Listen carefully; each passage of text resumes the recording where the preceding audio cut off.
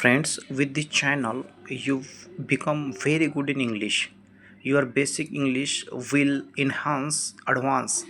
So, first basic sentence is I am tired. I am tired हा basic sentence आहे आणि तुम्हाला हे ॲडव्हान्समध्ये जर बोलायचं असेल ॲडव्हान्स इंग्लिशमध्ये तर आय एम एक्झॉस्टेड असं म्हणावं लागेल. त्यानंतर पहा याचा अर्थ असा होतो मी थकलेली आहे किंवा मी दमलो आहे. पहा त्यानंतरचं बेसिक सेंटेन्स आहे आय एम हॅप्पी. तुम्ही आय एम ॲब्सोल्युटली डिलायटेड असं ॲडव्हान्स इंग्लिशमध्ये म्हणू शकता. म्हणजेच मला खूप आनंद झाला आहे असा याचा अर्थ होतो. त्यानंतरचं सेंटेन्स पहा आय डोंट नो म्हणजेच मला माहीत नाही आणि तुम्ही ॲडव्हान्समध्ये असं म्हणू शकता I have no idea. Friends, pronunciation is also important in English, so you work on your pronunciation as well. पण next sentence I am busy. I am busy जी आहे ॲडव्हान्समध्ये I am tied up right now. I am tied up right now म्हणजेच मी सध्या व्यस्त आहे. पहा त्यानंतरचं सेंटेन्स अत्यंत महत्त्वाचं.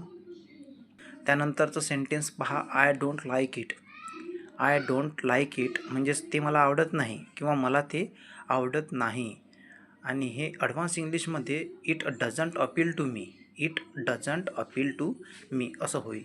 त्यानंतरचं सेंटेन्स पहा I am angry. I am angry हे ॲडव्हान्स इंग्लिशमध्ये आय एम फ्युरियस म्हणजेच मी खूप रागावलेला आहे. आय एम अँग्री म्हणजेच मी रागावलेला आहे आणि त्यानंतर त्याला आपण ॲडव्हान्स इंग्लिशमध्ये आय एम फ्युरियस असं म्हणू. पहा त्यानंतरचं basic sentence let's meet today. Let's meet today याचा अर्थ असा होते आज आपण भेटूया. आणि ॲडव्हान्स इंग्लिशमध्ये let's catch up later today.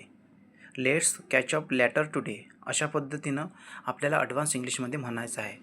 मित्रांनो, तुम्ही जर हे वाक्य डेली प्रॅक्टिस जर केले तर निश्चितच तुमची जी इंग्लिश आहे ते ॲडव्हान्स लेवलपर्यंत पोहोचेल. पहा त्यानंतरचं लास्ट सेंटेन्स आहे थँक्यू व्हेरी मच. याचा अर्थ आहे मी यासाठी खूप आभारी आहे.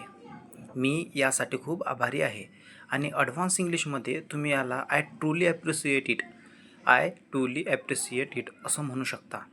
मित्रांनो, हा व्हिडिओ जर तुम्हाला आवडला असेल तर या व्हिडिओला लाईक करा आणि शेअर करायला विसरू नका. धन्यवाद.